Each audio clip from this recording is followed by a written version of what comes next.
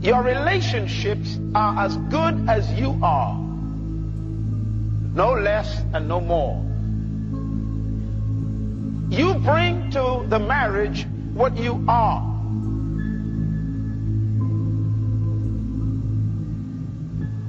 When you walk down the aisle in your white dress and your tuxedo, whatever is wrapped up in those clothing is what the other person gets.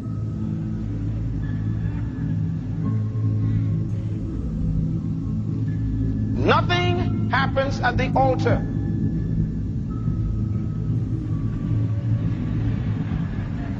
If you are lazy before you arrived, they are taking a lazy person home. If you are stingy before you arrived, they are taking a stingy man home. If you are stupid before you arrive, you got a well-dressed stupid person. No more, no less. If their feet smelled before they came to church, you take stinking feet home with you.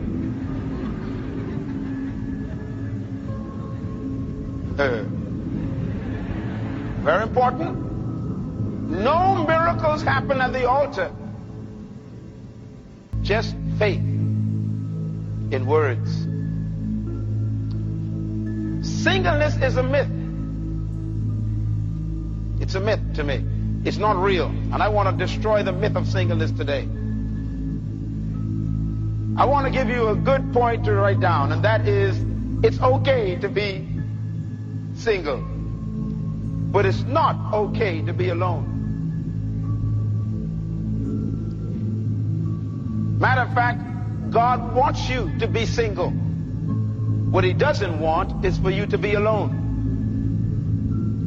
The first defect that God found in his creation was this defect that he called alone. God normally, in his creative process, makes everything perfect. But the first thing God found wrong or defective with his product was the fact that he called, this is alone, and this is not good for me. It is not good for the product to be alone. Let me just clear up a point here, and that is, it's not a singleness problem that we have. It's the problem of being single. There's a difference. We think we have a singleness problem. No, we don't. Our problem is being single. You should never get married until you are single. I'm going to pause for you to get that point. I'm going to say it very slowly. You should never get married until you are single. Most people get married because they are alone.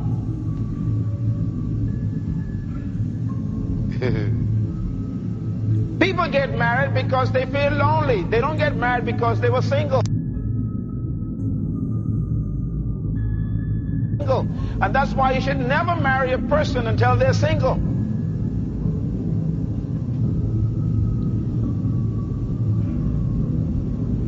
We keep confusing singleness with being alone, and there's a difference.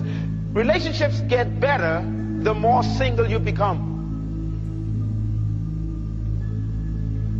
My marriage has been a rich, wonderful experience for 25 years because my wife and I continue to be single. And every day we improve in our singleness.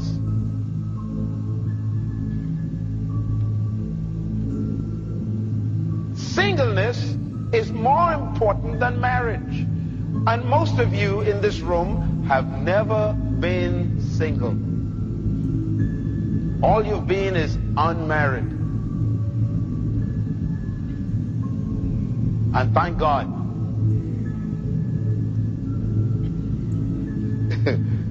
I was thinking when I was flying from Los Angeles here last night about the fact that most of you I'm going to meet today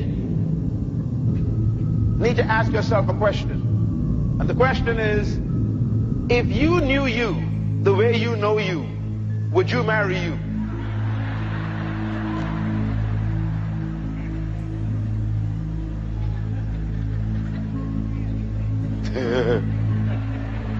Think about it. Think about your bad breath in the morning. Would you like to wake up next to that bad breath?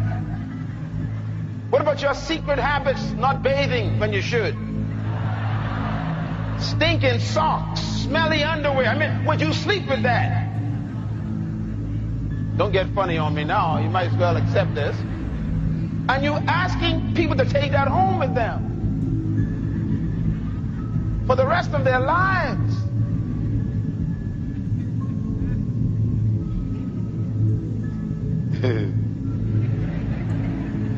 Singleness is a state to be pursued, not avoided. And that's why it's important to have this session, because we keep misunderstanding the concept of singleness. It's a myth. We think singleness is a negative. Singleness is the most positive thing in the world, and it is the key to relationships. As a matter of fact, to be single should be the goal of every married person. How's that for a confusing statement? The more single you are, the more successful your relationships will become. Not just marriage. I'm talking about friendships. Some of you got horrible friendships and they keep falling apart and there's tension all the time and you cannot get along with your friends because you are not yet single. Could you imagine getting married like that? You can't even keep friendships because you're having difficulty with your own singleness.